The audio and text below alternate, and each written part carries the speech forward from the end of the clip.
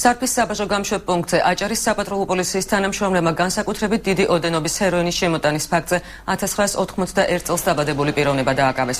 დაკავებული შემოწმებისას მას პოლიეთილენის პარკში შეფოთული სავარაუდოდ ნარკოტიკული საშუალება აღმოაჩნდა.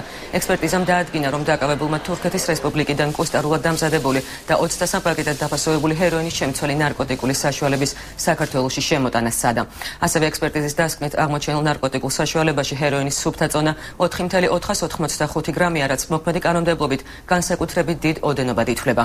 ნარკოლოგიური შემოწმების შედეგად დაკავებულ ორგანიზმში ოპიუმის ჯგუფის ნარკოტიკის მოხმარების კვალი აღმოაჩნდა.